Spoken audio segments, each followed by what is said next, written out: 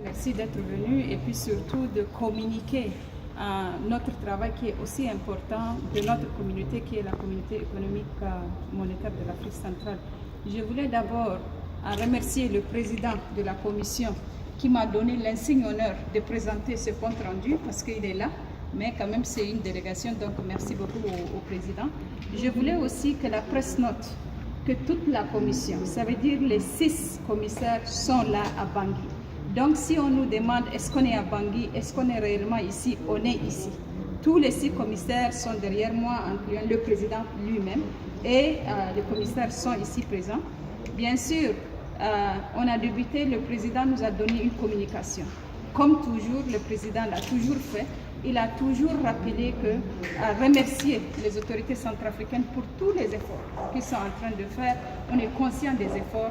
C'est un pays qui traverse une crise et donc les autorités sont en train de faire un effort considérable pour nous avoir ici. Et on les remercie aussi pour tout ce qu'ils vont faire au futur parce que je pense qu'il y a toujours des perspectives pour qu'on puisse regagner facilement notre siège et puis rester avec tous nos personnels. Je voulais aussi dire que le président a toujours dans toutes ses communications, rassuré et je veux dire rappelé à la commission et aussi aux collègues collaborateurs de vraiment serrer la ceinture.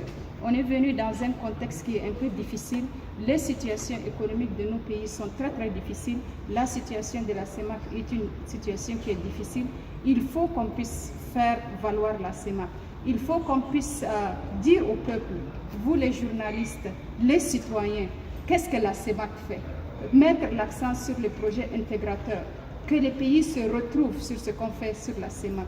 Il a aussi parlé de comment resserrer notre gestion.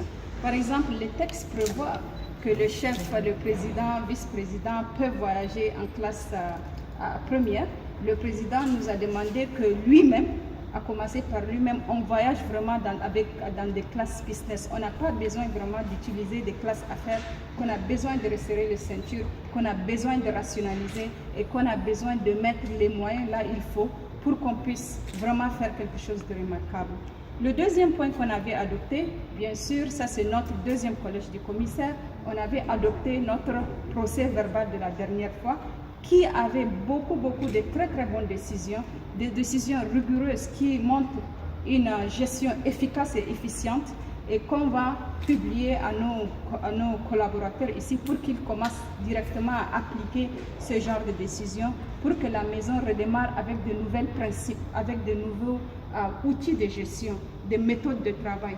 Il a toujours insisté sur la gouvernance et il faut que ça se traduise dans les faits. On a aussi parlé du prochain Conseil des ministres. Vous savez que toute commission, je veux dire toute organisation a besoin d'avoir un budget. On est venu aujourd'hui, on n'a pas un budget. Donc on a besoin de faire un Conseil de ministres.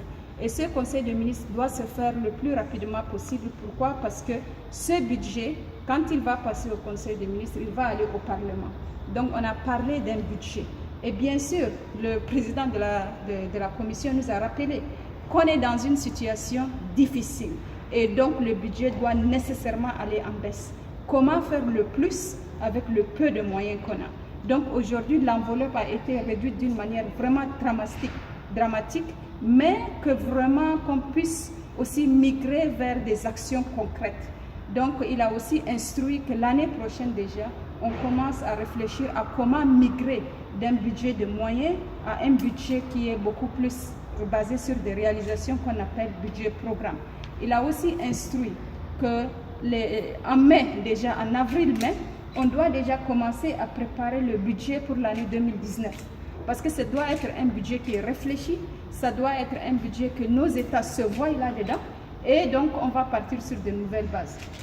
Ce budget, bien sûr, sera encore rediscuté par la Commission à sa prochaine séance, avant qu'il ne soit soumis à nos États membres et avant le Conseil des ministres. On a aussi parlé des choses qui sont importantes, les indemnités de départ des anciens dirigeants. Vous avez entendu parler des indemnités des juges et autres. Comment gérer dans une situation qui est un peu difficile, comment gérer l'affaire d'une manière honorable